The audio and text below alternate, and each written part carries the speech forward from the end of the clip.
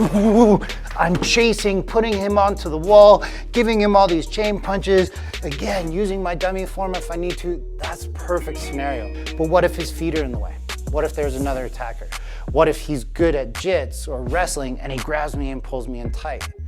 So when it comes down to it, think of your trapping of giving you that first hit. That's it. If you have good Wing Chun or good trapping, right here, there's your trapping hit.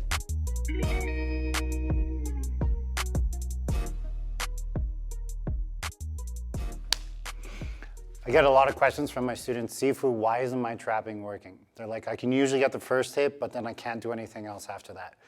It's because it's hard. It's very hard to chase somebody in trapping. So if Eric has his hands up, okay, I'm trying to eliminate the boxing and the kicking range right away by taking the initiative and moving in. Pak sao, fak sao. So now I get to this point here. If the energy is pushing into this shoulder, I can turn and I can make my initial hit. But say if I got my trapping hit here, now I go to hit again, but once I've hit them, what do they usually do? And I hit to the chest to be nice to Eric. If that was to the face, how hard I hit him is going to determine what I do next. So we're going to make the situation absolutely perfect for the trapping world. He stays still. I hit him, I hit him, I hit him, I hit him. I knife hand, I elbow, I come back, I elbow. He's dead, he falls down. Perfect Ip Man movie, we're good. But that doesn't always happen. What usually happens when you make this initial hit is they move back. There. So now notice what has happened is I would never do this in Wing Chun, where my arm left my good Silam Tao state and now is rotating. Wait a second, now we're boxing. So we're doing Jeet Kune Do now, or we're doing boxing, we're doing Wing Chun. I don't care, I need to hit him again. So once this hand is extending away, right there it's like throw across, throw across, throw across before it's too late. It could be anything from the rear hand, whatever you so choose. But now notice how my stance is set up to be able to smash him with that. But what if he moves away even further? Well, now I can't punch, so I have to kick. So with that being said, it comes again from that side. It's never gonna be a guarantee. The hard part is with great Wing Chun, as if his hands are up, I come in, I'm here, I'm chasing, putting him onto the wall, giving him all these chain punches. Again, using my dummy form if I need to. That's a perfect scenario. But if you didn't look at my feet there, it was terrible. All I really did was step forward, try to do my proper big bow stepping, advancing step coming forward, but it's very hard to get there. All I really did was I just kind of just bowled over him, just hitting hard and fast. But what if his feet are in the way? What if there's another attacker? What if he's good at jits or wrestling and he grabs me and pulls me in tight? So when it comes down to it, think of your trapping of giving you that first hit. That's it.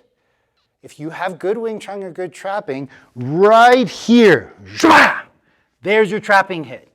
Now think about what's going to happen after. You cannot determine what's going to happen all the time. If you're fast, you might hit once here and once here. But now what happens? What range is he at? Now he's at my hook range, so now I'm using my boxing. Now he's still there, but he falls on my hook maybe. Now he's at my kicking range, I fire my kick, right? Like, there's never going to be a perfect situation. If you want your trapping to work, either have phenomenal footwork and be very good at keeping that tight trapping space.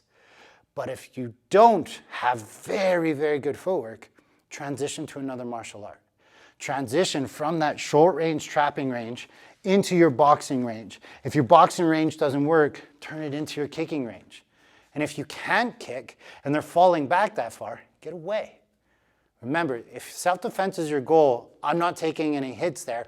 I've hit them, they're falling back. I can choose to run away at any point.